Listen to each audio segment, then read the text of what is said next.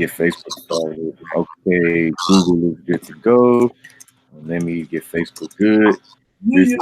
Grizzlies and, and trade. Grizzlies and draft news. All right. So Facebook. I'm going live right now on Facebook. 3, 2, 1. Gucci.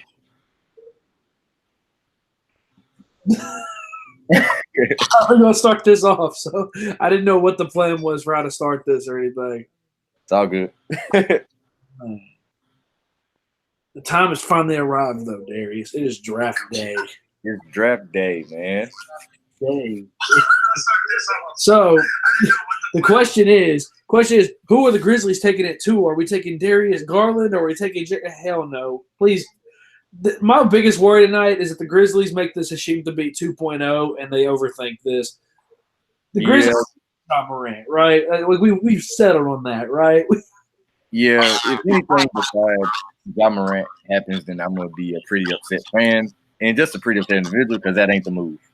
It is not the move at all. I swear. I think we talked before we got on here. I think it's funny how a lot of the intrigue in the Grizzlies draft tonight, none of it is around that second overall pick. None of it is. We know they're taking John Morant. If they take anybody else, I'll legitimately be shocked. But this intrigue now is around the 23rd pick and who they're going to take there because we talked about it. There's so many players that are going to be available at 23, and there's some players that will be available in that range that I said, between, I'd say probably picks 14 and 25, the quality of player you're going to get is going to be roughly the same. There's not many players that really stand out in that range outside of maybe Bol because he was injured, but he's got the potential to be great in the league. So, I mean, I don't know. Before we get to that, let's talk about the news we all woke up to yesterday, shall we? The big news, baby, the big news.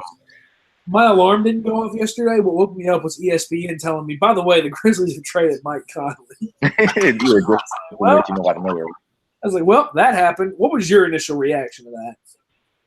I will never forget because I was at work, and I think Jason had texted me. He was like, the Grizzlies got a haul for Mike Conley. I was like, ain't no way, because I just glanced at my watch for a second. I was like, okay. So that's when I looked on Twitter, and I was like, what did the Grizzlies get? And I saw everything they got.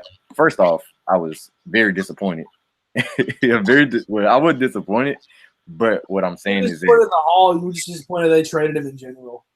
Yeah, this is literally my favorite Grizzlies player of all time. Like, gone. So it was more emotional. I was emotional at the beginning, but to see the future and how he can be led up for a playoff run with Utah, I can't be mad because he deserves more than just to sit around and not win anything. But things got to happen for the franchise, man. So I'm just happy that we got some picks and some role players that we can hopefully develop too. Yeah, agreed. I looked at it this way: no NBA player wants to go through a rebuild twice. Mike was a major part of the first rebuild in Memphis, and there was no reason for him to be, I don't want to say punished by being kept around for another rebuild, but, the Grizzlies, as a lot of people fully believe, did right by Marc Gasol and sent him to a contender, sent him to somebody who at the time, I think we talked about it, we said, does Toronto have a realistic chance to win the NBA title? We don't know, but at the very least, they'll probably go to the finals in the East. Little did we know, of course, that KD would get hurt, that Klay Thompson would tear his ACL in Game 6, and that Fred VanVleet would blow up for the Raptors. Like, little did we know that would happen and that Mark would win a title. We just knew that the Grizzlies, at the end of the day, gave him the best chance to do that. And it's the same with Mike Conley. Is Utah really the best place you could have sent him? I don't know. I mean, it's a good fit out there. It's a good fit in Utah. Him, Donovan Mitchell, and Rudy Gobert, they alone are going to make that starting five one of the best defensive starting fives in the league. You have a great rim protector, and you have two elite perimeter defenders who can both also create their own shot on the other end. So I look at it as the Jazz are definitely better today than they were, or they definitely got better Wednesday than they were on Tuesday. They're a better team than they were. So It's a good trade for them. It's also a good trade for the Grizzlies. It's a very balanced trade. I think that Grayson Allen is a young player. We don't really know what he's got yet. We don't know what we have in him yet. So I think this year is going to be important for him. Jay Crowder and Kyle Korver can both shoot the ball, are both veteran pieces who have been on championship level teams and have had playoff runs and can provide that. Right. The 23rd pick obviously is what it is. And then you have another protected first round pick. But I think what the Grizzlies really should be happy for here is the fact that they got as much cap relief as they did.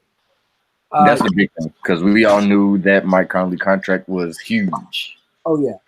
You sent out about $32 million in Mike's contract, and you're only bringing back $13 million. So you netted about $19, $20 million in cap space right there, while also adding to the trade exception they had set up to where they now have a $25 million trade exception, which they can literally use to absorb bad contracts for picks. Meaning that, and this is just hypothetical before I start getting fried in the comments like I typically have a habit of on here. All that means, if you don't know what that means, is that the Grizzlies can go to a team that has a bad contract. So let's say like the Clippers are trying to get rid of Danilo Gallinari. The Grizzlies can say, hey, we'll take his contract. We'll pay him that money this year. In addition, though, we want your first-round pick next year. And the Grizzlies don't have to send anything back so long as the contracts they take on do not exceed that $25 million exception. So it's something the Grizzlies can use to maybe stockpile another pick or two and possibly maybe even move into the second round tonight using the contracts of Jay Crowder and Kyle Korver. They could also just buy them out, free up the cap space, and then next year when Chandler Parsons' contract thankfully comes off the books, thank goodness, you'll have a ton of cap space, and you can maybe look at being a player in free agency. So I think that there's a lot of good in this trade, and it's the first trade the Grizzlies have made in a while where I'm like, I'm not sure I see really how this could blow up on you in a bad way. I think that you've done a lot here to build assets, to bring in some cap relief. I think you've done a lot here to help the franchise moving forward. That's all I can think. Yeah. And someone on Instagram, they say, what about the Parsons contract? Basically what we said is that the contract is coming to an end this summer, which basically gives us more room to sign players, rookies, fun stuff like that, because that was abysmal. Yeah. And I think also with this cap space, the Grizzlies can also look at maybe making another move in free agency this year. You have now about $20 million. Yeah, that's not going to net you a max level player, but you now have more money freed up that you can maybe throw to Jonas Valanciunas and maybe re-sign him. I think a name that I would look at if I'm the Grizzlies is Jeremy Lamb. I think Jeremy Lamb is a good name to look at for a guy who's a shooter, has got experience in the league, and plays solid enough defense to where, at the very least, he adds some spacing to the floor when you add, John Morant, whoever you take at 23, Jaren Jackson, and Jonas, if you re-sign him, you're adding a guy who can at least shoot and space the floor a little bit. And don't forget, the Grizzlies could also keep Kyle Korver and Jay Crowder. There's no guarantees that they waive them yet. Will they waive them? Probably. But there's no guarantees. That could change easily. I've always said I would probably find a way, if there's a player you want at 23 that you think might get taken at 20, I would say why not send both of them in the 23rd pick and move up a few picks? I mean, yeah, definitely, because you're trying to get younger too, and the thing about those guys are kind of old. So I mean, I wouldn't mind. Kyle Korver's 38 years old. I did not realize that until I read that today. I was like, woo. Yeah, he's been in the league for a minute. But yeah, once the Parsons contract comes off, I think that there is a lot of progress. There's a lot of promise as far as what the Grizzlies can do with this. And don't forget, Chris Wallace is no longer in charge. Thank God. Thank goodness. I really like Taylor Jenkins as the head coach here. I didn't know who he was. And watching his press conference, I'm sold on him. I think he's got a chance to be really good here. I like Zachary Kleeman being in charge of basketball operations. Tayshaun Prince obviously knows a lot about the game. Is going to help develop. He's going to help his front office develop his team. So, I mean, I think things are looking up for the Grizzlies. I think, we're looking at probably a few lean years. These next few years are not going to be easy. Yeah, it's just honestly like I don't see these next couple of years being nothing but highlight plays and just little glimmers and spots of hope. Trying to get us at least to, be hyped for next year, or I mean the years after. I just think this is just a year to make just a couple little noises around the NBA. Yeah. So here's something that we didn't talk about. So to keep the conversation on Mike Conley, what is your best Mike Conley memory when he was with the Grizzlies? That's tough. I was thinking about that. I would probably. It's tied between the 40-point game because it's just something about that game where you just knew where he was on fire, and people were just like, this is something that Mike Conley does, but never gets shouted out. Yeah, for sure. That 40-point game was ridiculous. I remember, I was there for it, man. I remember seeing that, just going, this is a level of Mike Conley we've never seen, and he played like that the rest of the year, man. I really can't wait to see how good he's going to be in Utah. I really can. I think he's going to be really, really good out there for them, as long as he's healthy, of course. Right. As long as he's healthy. I think when you look at how many big shots he's hit over the years, I don't think people realize how many big shots he's really had a hand in. I think two that really stick out to me. So one is from years back. We're talking back when LeBron was still with the Cavs in his first stint. We're talking Shaquille O'Neal was on the Cavs. And I remember thinking when the Cavs came and played in Memphis, I remember thinking, there's no way the Grizzlies beat them. There's just no way in hell. And I don't know if it went to overtime or not, but Mike Conley hit a game-winning layup over Shaquille O'Neal. And I remember watching that on TV just going, no freaking way. And I remember somebody at school the next day going, wait, they beat the Cavs? I was like, yeah. And they were like, is that legal? Because the Cavs were so damn bad. They were awful, dude. They were so damn bad that it was like, we're just sitting here hoping and praying we don't get beat by 30. We just want winning the game. We just want dignity. We don't care about winning. So there's that. And then, of course, you have the game-tying three he hit against Oklahoma City in that very first playoff series they played. Yeah. To send the game to overtime. He hit it over Kendrick Perkins, and it's just, again, it's a shot that I look at, and that's one of the most hype moments in FedEx Forum history was when he hit that shot to tie the game. They sent it to overtime. Now, the Grizzlies lost the game in triple overtime, but it's just one of those moments you look at, and as a Grizzlies fan, just a moment. You don't forget it. You don't forget shots like that. So that, the 40-point game, all the things he did for the community here, man, hats off to Mike Conley because he was an incredible Memphis Grizzly for sure. Incredible. Like I said, easily one of my favorites, if not my favorite. As you can see, I got the shirt. The Memphis Sound shirts with shouts out. Yeah, you did. I think you did give me this shirt, didn't you? Yeah, I did. That was a gift from me. The GOAT. Yes, I had to wear it because I love Mike Conley. Yes. So from transitioning to that, so let's take a look at the draft tonight. So John Morant obviously is going to be the pick at number 2. And obviously has all the reason in the world to be excited for that. We do. But I think that the pick that I think is not being talked about enough is that 23rd pick because there's a lot of intrigue around that. There's a lot of players that are going to be available and a lot of players who could potentially help the Grizzlies down the road in the future, as well as some that can maybe help as soon as next year. So we talked about a few names for this. Who are some players you would look at with that 23rd pick? I think it's sort of like I said, how we were saying earlier. I think Jerome would be a good option, like how we were talking about earlier. I'll probably, like I said, everyone has him mocked up for some reason. So, like I said, I could see it going on. But like I said, it's a stretch. But Bobo may be the guy if he, like I said, if somehow injury scared the top 18 teams from taking him or the top 20 teams from taking him, and he drops, I'd be perfectly fine with him. I think he's someone, like he said, who had an injury scare but can produce at a high level. I agree 100%. I love the idea of Bol if he's available at 23. The Grizzlies need to jump on him because, I mean, this is a guy that, in limited time, he averaged 21 points. I want to say 9.8 rebounds. 9.8 rebounds, and he averaged what? He averaged 2 or 3 blocks a game? Yeah, I think so. Yeah, 2 blocks a game. Like you're talking about a guy who can become. I mean, yes, Grizzlies fans, we know the whole Hashim Thabit. We know that. We know that Hashim Thabit was someone who was a big bust.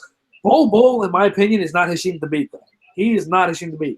Hashim Thabit did not do anything besides catch lobs and block shots. And guess what? He was 7'3" playing against guys who were 6'8". That is why Hashim Thabit was good in college. Bol could step out to the 3-point line and shoot, which he did at a very, very good clip in college when he was healthy. He shot, I want to say, like 40% at least. I want to say he shot a very healthy percent from three. He was killing it. And you're not even talking about him being a main focal point in the offense. You're just talking about him being somebody who can rebound, block shots, and can make big shots when need be, when the time arises. So, exactly. Bol is one that I would definitely look at if he's there. I think realistically, there are 4 names that the Grizzlies will consider tonight, and we talked about this. We got the Johnson. They're not brothers, but I call them the Johnson brothers because you got Keldon Johnson from Kentucky and Cameron Johnson from UNC. I think Cameron Johnson is the best case scenario because he's widely considered to be the best shooter in the draft. I would like Keldon Johnson even then. There's the pick that I think will happen, and that's that I think they'll take Ty Jerome from Virginia. Yes. The pick that I think I would make if Bol and Cam Johnson are not there, though, I think I would take Matisse Thybulle from Washington. I like the idea of drafting a kid who is widely considered to be an elite perimeter defender in this draft, who can develop a three-point shot, become a 3-and-D guy, and can eventually help you space the floor out with Ja and Jaren. So I think there's a lot of potential in this draft. I like Matisse Thybulle. I get why some people maybe wouldn't want to pick him that high, but in a draft where you really need to add some shooting, you really need to add just something that you can help build this team around, I think that Matisse Thybulle, Cam Johnson, and Bol are your best case scenarios. I think if they land Ty Jerome, it's a good pick. He's a very reliable player. I just don't know. I just don't know about him on the defensive end. I know that he's a little weaker on the defensive end, and that's where I would look him a little bit. That's true. We have some comments. Well, Tony commented. He said, "Grizzlies to the playoff in a year. I'm calling it." Which goodness, I hope that happens. I hope. Yeah, I hope that happens. My brother said, Trey said, he said, if Johnson falls, get him signed by a Tar Heel stand. Hey, I agree. If he falls, snag him. If he falls, snag him then. You know, it's talked about the Athletics, and I'm curious to see what some of your viewers would think about this. The Athletic, their recent mock draft has Cam Johnson being taken 33rd overall. I think that's insane. I do not think he'll last that long. Yeah, if the Grizzlies take him, and if he's there, then I will be jumping for joy. Exactly. Definitely. But what else are people saying? I think so far that's all so far as comments.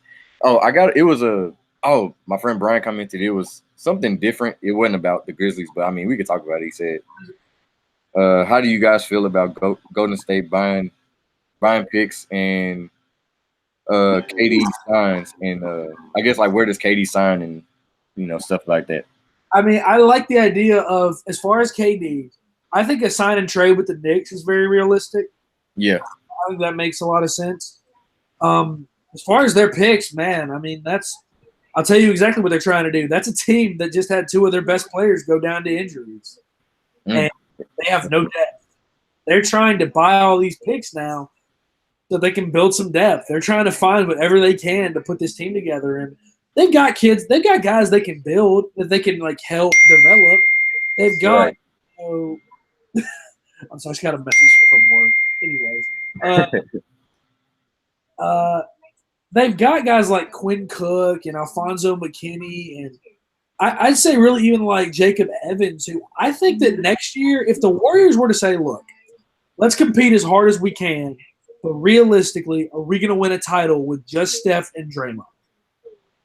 I don't know. I would lean towards maybe not, but MVP Steph is a whole different animal than normal Steph. So yeah, no, definitely. So there's that. So I think that they say, like, look, in December, if it's not working out, if we're not competing at that level, let's develop our young guys. Let's develop Quentin Cook. Let's give Alfonso McKinney some more rope. Let's give Jacob Evans and Marcus Derrickson. Let's give them some rope. Let's develop Jordan Bell some more. Jordan Bell had a very good rookie year. Like, he was very deep. Advanced analytics loved him as a rebounder, as a defender. They loved him. So why not develop these guys? Like, Jordan Bell could end up being a really, really good rotation player for them. So I think that when it comes to them getting a lot of picks, they're trying to add more pieces. They're trying to go build their depth a little bit so that way they're not left just relying on Steph and Draymond. Yeah, because we know, Klay's going to be gone and KD's going to be – KD's either going to be gone or he's not going to play next year for a while. The hope is that KD doesn't have what happened to Kobe happen to him. You hope this doesn't derail the rest of his career. Yeah, that's scary. I ain't going to lie. Tony asked another comment. He said Cam is going sooner for sure. Yeah, definitely sooner than 33. Yeah, I agree. Let's see.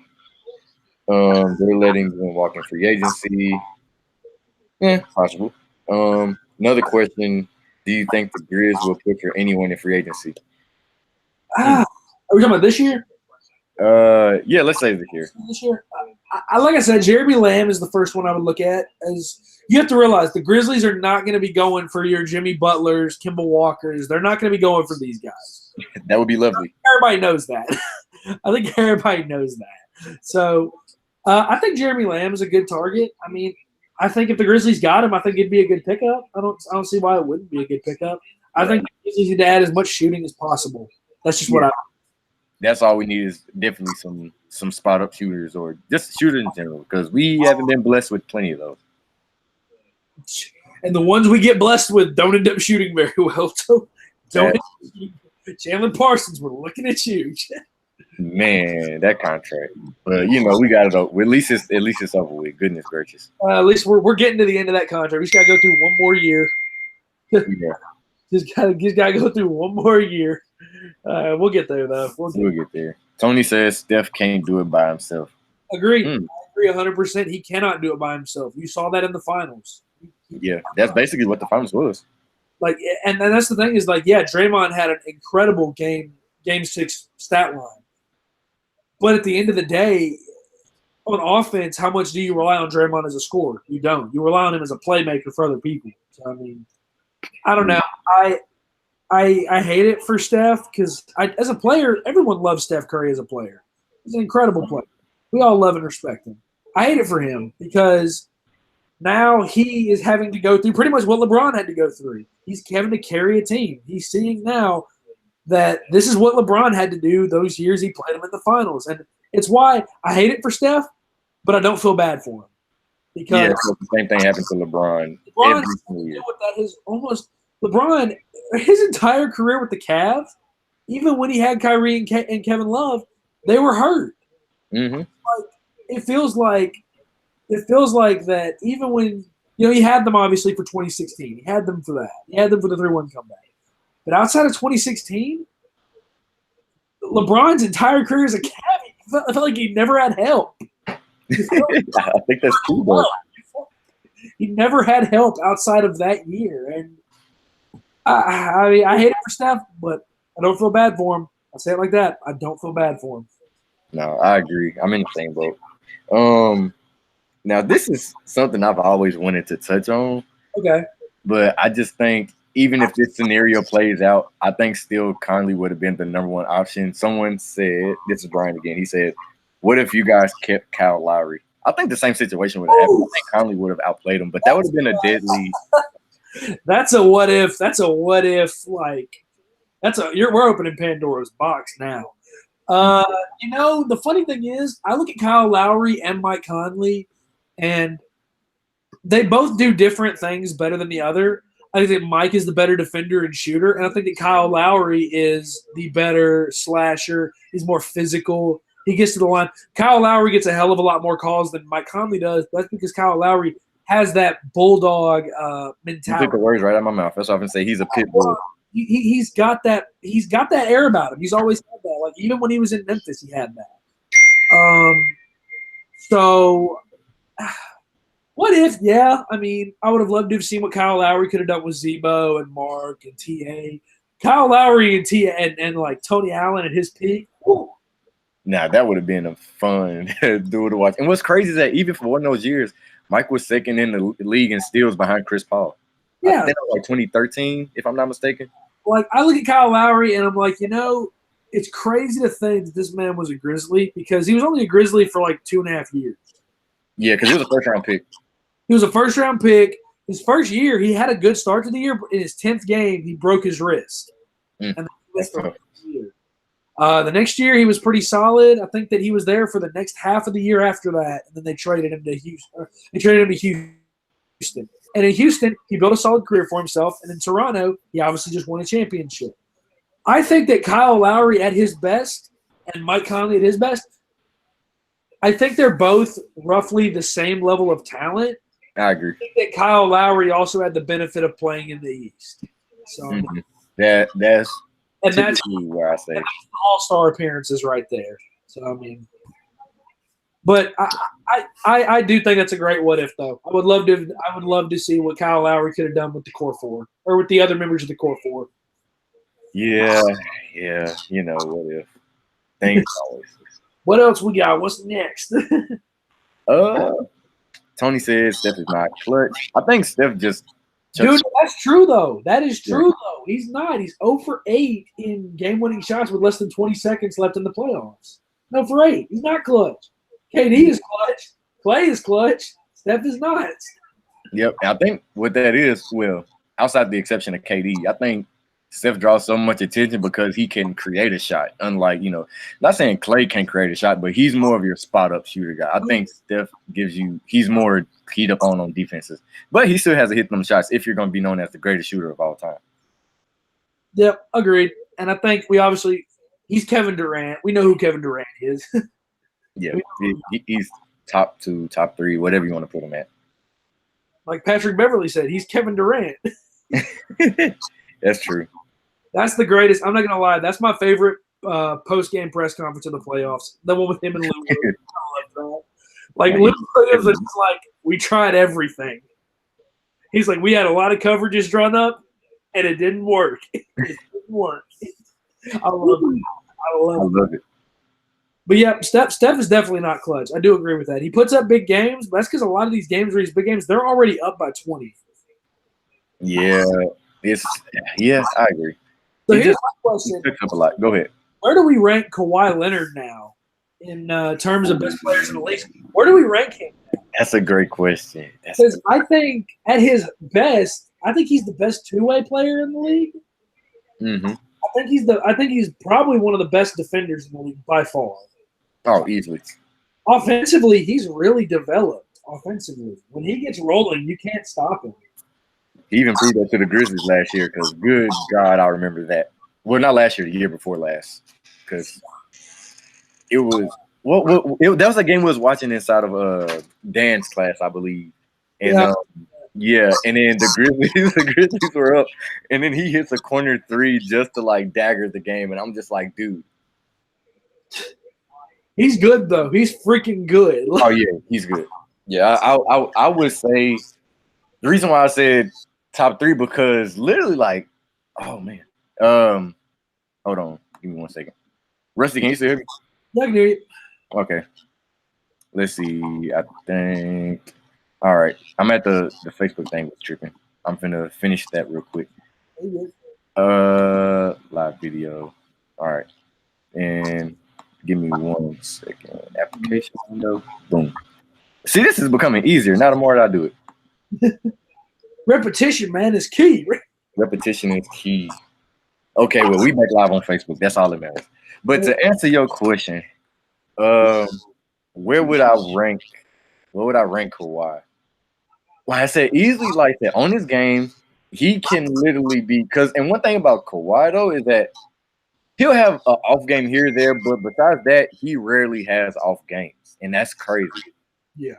So I think he may be, I want to say 2 or 3. You could probably say 2 or 3, but I think he's definitely top 5 he proved that this year. He's most definitely top 5 without a doubt. Agreed, for sure. That 10-0 run that he went on in Game 5 by himself was just enough for me. I was like, this dude really doesn't miss when he's on. He really doesn't. Like, it doesn't matter if you have a hand in his face, you got 2 people on him. It don't matter. Yeah. What would you say? Well, if you had to do, I guess, a ranking. Because that's tough. I think top 5 is fair. I think that if you wanted to push it, I think top 3. I think top 3. I think realistically, KD is a better offensive player than him. Yeah, I think his length helps him out a lot, which that's not a knock against KD. He's just blessed with, a long wingspan. All right. Then you have to put respect on LeBron. You have to. Oh, easy. As far as the other, who do you finish out with that top 5? I think my top 5 in the league in no order would probably be KD, LeBron, Kawhi. And then I think you have to put respect on Giannis and James Harden in there. I think you have to call those guys top 5 players because – let's face it, dude. Giannis is a 3-point jump shot away from being unguardable. Oh yeah, that's true. You're not gonna stop him. He is a consistent 3-point shot away from that. James Harden, you already know how good he is. I mean, yeah, James Harden can honestly shoot from anywhere on the court, and I ain't gonna lie, I hate it, and I hate it, but the fact that he can create contact and create free throws, that helps him win games sometimes. You may not like it because he's playing for fouls, which ain't fun, but that's still an ability nobody else in the NBA has, which makes him different. Agreed I for sure. get mad at that. So here's my question for that. Do you get mad at James Harden for it? Or the refs. Or the refs, because they call it. He's just taking advantage of the calls. Like, he knows they're going to call it. That's my thing is, I don't know if I can blame James Harden for that. Breaking news. What is it? The Hawks trade for the number 4 pick. Holy crap. What's the trade? Pelicans get number 8, 17, 35 overall from the Atlanta Hawks for number 4 and 57 in this draft, and Solomon Hill and a future second-round pick. Holy cow. What a trade. Dang. I thought you were about to say the Grizzlies trade the second overall pick. If it's not for number 1, I would have cried. I thought you were about to say that. I was like, whoa. Grizzlies trade Jaren Jackson to the Hawks for the 10th overall pick. Like, wait, hold on. They better have gotten Trae Young.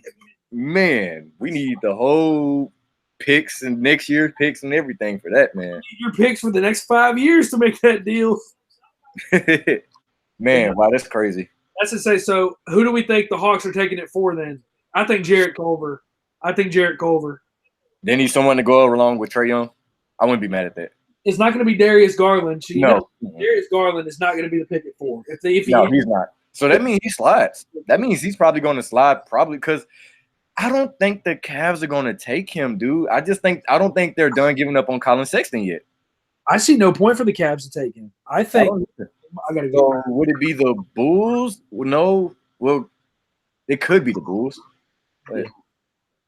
I mean, I don't know. I just guess I don't really see I don't see the Cavs taking him because you got Colin Sexton, and you can't give up on him after 1 year. Exactly. I said the same thing. And he started off last year hot, though. That's what's crazy. Hey, let me get my charger real quick because my Mac's about to die. 1 second. Go ahead. I'm going to answer Tony's question.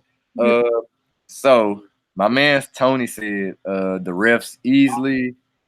I mean, yeah, that's true. They hold the whistle, bro. So, I mean, I can't complain at that comment. I somewhat agree with you. But the fact that he can influence the refs to get those calls makes it impressive. But like you said, I hate it, though. What was the question? Oh, he was just answering to where he said, do we get mad at the refs or do we get mad at James Harden? What was his answer? He said the refs. And I said, I'm not mad because, like I said, they do control if they blow the whistle or not. I agree, man, because at the end of the day, when, Harden's doing that little rip through with his shot, yeah. Mm-hmm. I mean, he's just doing what he knows is going to get a call. That's all he's doing. So, I mean. Yeah. Let's see. So, yeah. So, we know who's going 1. We pretty much know who's going 2. John Morant goes 2. That means RJ Barrett's going 3. What's your position for the Hawks at 4? I think, personally, Jarrett Culver.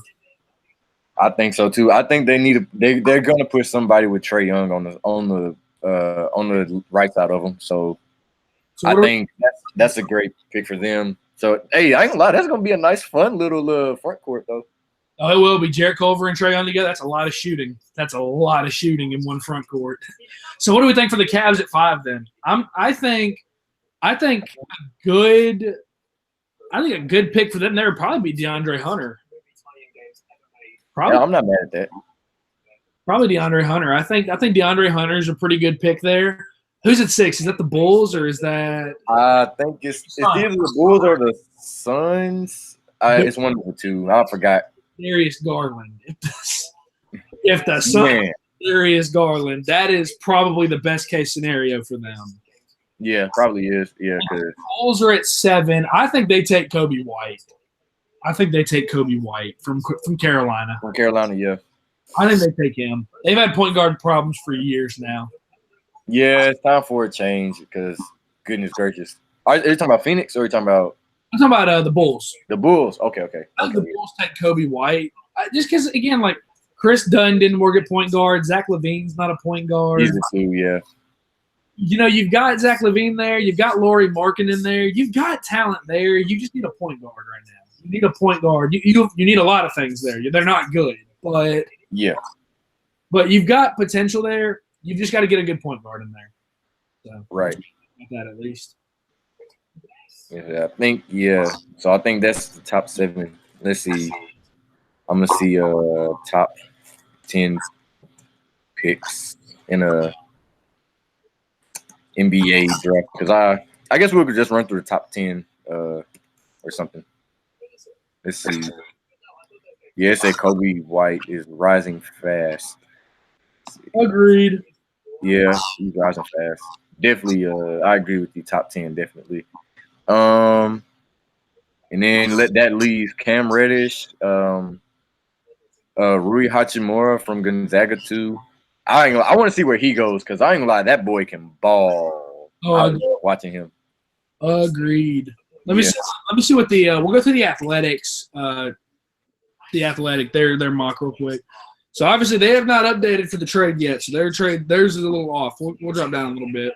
Yeah, that's gonna be interesting. That was a bombshell. They got 2 picks though. That's what's crazy. So with the Pelicans at 8 now we have an interesting question. Who do they? Yeah, that's true. You've got Cam Reddish available, but you also just traded for Brandon Ingram. Right, that's true. Something tells me the Pelicans are not done yet. Something tells me they're not done yet. I think let's see. And yeah, we were right because I just got the notification. They said they're eyeing DeAndre Hunter at number 4. Yep. Yeah. The Hawks are. Mm-hmm. Wow. Okay. Oh wow, we said Kobe. Yeah, never mind. Yeah, so that's interesting. That's very interesting. I dig that. That's interesting. I want to see how that plays out. So the Athletic has got Rui Hachimura going to the Charlotte Hornets. It's an interesting fit. Yeah, very interesting. I want to see is Kemba going to stay or is he going to leave? Okay, so I actually wanted to ask you this. I wanted to see what you thought about this. Okay. Coming out and saying that he would take less money to stay in Charlotte. Well, wait, Kemba said that? He said that. He came out and said that he would take less money to stay in Charlotte. What do you think about that? And I mean, that has to be unless Michael Jordan and the whole front office makes a massive deal to get either someone on par with his level, because it's sort of like how I feel about the Grizzlies. It's just like, in Chandler, he said this the other day in our group chat. He was like, it's like, who wants to come play with us in Memphis? I kind of feel like that way in Charlotte too. Yeah. It's like, who actually wants to come down here and play in Charlotte? Like, yeah, you have Kemba Walker, who granted can be or is an all-star point guard right now, but it's just like they've been just mediocre in the past couple of years, man, and on the down. Like, they made it to the playoffs this year, which I think that's because LeBron's not in the East. But I just think, it's like I said, like that shows his loyalty to the team. If he wants to finish his career there, fine. I love it. But at the end of the day, we know you're going to have to probably get a ring, or you're gonna want a ring sometime. And that's what Anthony Davis did, because he was just like, I've been loyal for so long. You failed to surround me with pieces, so now I'm finna bounce. So yeah, exactly. It's the Grizzlies. The difference in the Grizzlies and the Hornets right now is that the Hornets have a marketable all-star talent in Kemba Walker. Right, I agree. Yeah, that's true. After tonight, we'll have potentially two of those in Ja Morant and Jaren Jackson Jr. So, I mean, with Kemba, it's exactly like the Anthony Davis situation. How long do you continue to show loyalty to a team that has refused to surround you with the right talent, has refused? Instead, they've gone with trendy talent. They went with Lance Stevenson. Right. He didn't fit their scheme at all, and he ended up being a flop. That's true. You became one of the latest teams in the Dwight Howard's saga to sign him, and guess what? It didn't work. And it's like, at what point, as Kemba Walker, do you say, I know that I can win a title if I have the right amount of help? I know on the right team I can help win a title. The Hornets are not it, in my opinion. It's the same thing with the Pelicans. Anthony Davis is not going to bring them a title by himself, which is a trade. It is exactly why he had demanded a trade. How long was Anthony Davis in New Orleans? He was there since what, 2011? Like, that's 8 years. Goodness gracious. 8 years of his career, and you failed to build a team around him. The best people you put around him was Julius Randle, Rajon Rondo, and Drew Holiday. That was the best you could do. Seriously. That's terrible. That's sad. And the DeMarcus Cousins experiment didn't work because he obviously know what happened to him. He got hurt. And and guess what? The team played better without him. It's crazy. That's crazy. Without him. And it's like, I don't know. If I was Kemba, I would not be saying that. I would not be saying, hey, I'll take less money to stay here. No, dude. Go to a team that wants to win a title. Go to if that means the Lakers, go to the Lakers. Go join them. Go win you a title. Kemba Walker's one of the hardest working players in the league and not have a title. Like, that's ridiculous. Exactly. And it's crazy that everyone's just like like what's the hashtag everyone has about Kemba right now? Wait, I forgot. It's Cardiac like, Kemba. Huh? Cardiac Kemba, is that what you're trying to think of? Or it's just like get Kemba some help or free Kemba. I think you're right. Yeah. Free Kemba. So yeah, and I'm looking at the comments. Tony said Kemba needs to leave. He will not win there, and no one wants to play there. Yep, agreed. That's true. And then he said, yeah, it's exactly like Memphis. Devontae said Atlanta's making noise. Yeah, like that's crazy. They are making noise. I like what this Hawks team could potentially look like after tonight. I like it. Yeah. They can be scary good, and that's crazy. They could be. Trae Young was a lot better last year than a lot of people thought he was going to be. That's true. And I'll bite my words for it because I was just like, because it hasn't been plenty Steph Curry comparisons, but there have been Steph Curry comparisons and Klay Thompson comparisons, and they've all fizzled out. But I will say this: I was wrong about Trae Young. I was thinking he just took bad shots and just got lucky making them, but he showed this year he can pass the freaking ball. Holy crap. Dude is good. I was a Trae Young hater as well. And I'm not going to lie, he made me eat my words, and he's going to be a fun player to watch in this league for a long time. Oh, yeah, I agree. Let's see. Fiorella, Anthony Fiorella, my man. My man. Yes, he said he may enjoy living in Charlotte, possibly things behind the scenes about. Yeah, that's true. That's true. Some people actually love where they live. So, I mean, I can't be mad at that. I get that. I just, again, how long do you continue to give your career away for a team that just refuses to build around you? Though? That's just kind of how I feel. I get what Anthony's saying. It makes sense. I get that. If you love Charlotte, Charlotte's a beautiful city. I get that. But I don't know. I would like to see Kemba get a title. I really like watching him as a player. He's a player that I can play in person. He's an incredibly fun player to watch in person. I want to see him get a title, and I would like for him to go somewhere where he can actually have a realistic chance of doing that. Yeah, that's true. I agree. That's what I feel like everybody feels about Mike Conley. Like, he deserves to at least be on a winning playoff contending team. So I agree. Like I said, Mike loved Memphis, and he showed that by signing that contract. But at the end of the day, we knew, like, we were finna hit a rebuild point, with everything going on. So, it was just best to, move on from him. Yeah, and maybe he just likes getting exclusive Jordans for some reason. I don't know. Maybe he shoot. Yeah, man got kick game. I think. Let me see. Do we have any more comments? He can move back when Tony said he can move back when he wins. That is true. That is true. He said pull a LeBron. True. That's hilarious. That is true. I would say do that. That's a smart idea. Yeah. Hey, that is true. Go play with LeBron, win a ring, come back to Charlotte. There you go. That's how you think. He can bring a ring to Charlotte. It just won't be their ring. That's true. Oh, man. Shoot. That's funny. That's true, though. This is true. That is true. Man. So, yeah. Anything else? I think that may be all for now. Like I said, the draft starts at 6. I'm finna go to the draft party. And if any, I don't know if any Nashville Grizzlies fan are here, but the Nashville Grizzlies Twitter and Facebook page are hosting a draft event at the Mainstay, which is right off Gallatin Avenue, near Nissan Stadium, but not near Nissan Stadium. But anyway, I'm gonna be there if anyone else wants to go. Darius, before we go, what is one pick besides the Grizzlies you would love to see happen tonight? I talked about this earlier. I think Dylan. It was crazy. I said his name earlier, and now I forgot. Belmont. Dylan. Dylan Windler. Yeah. Windler. Yeah. I want to see him get drafted because, and obviously, and as much as I want to say, I think, and I want to see Darius Garland get drafted too, just because they both played at Nashville schools.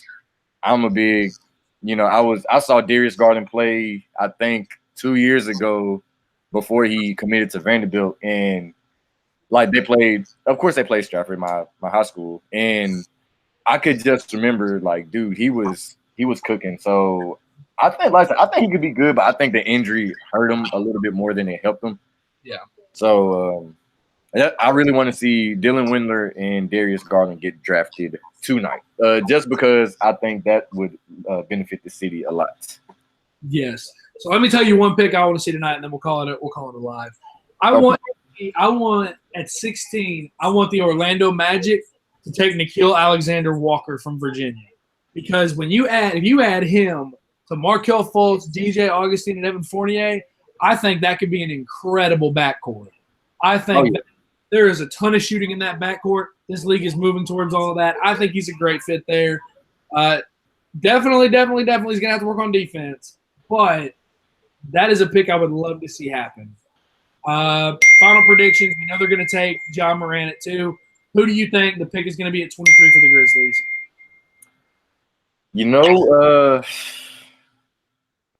Like I said, yeah, we know John's going to be at 2.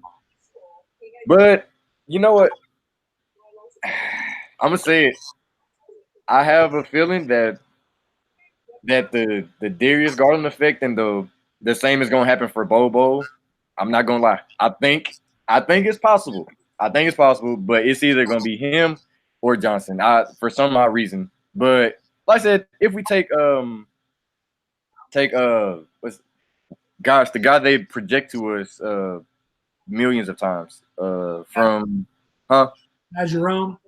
Yeah, I wouldn't be mad if he falls, but really, like I said, I'm gonna go out on a limb and say one of those 2 guys gets drafted to the Grizzlies. I'm just gonna be optimistic.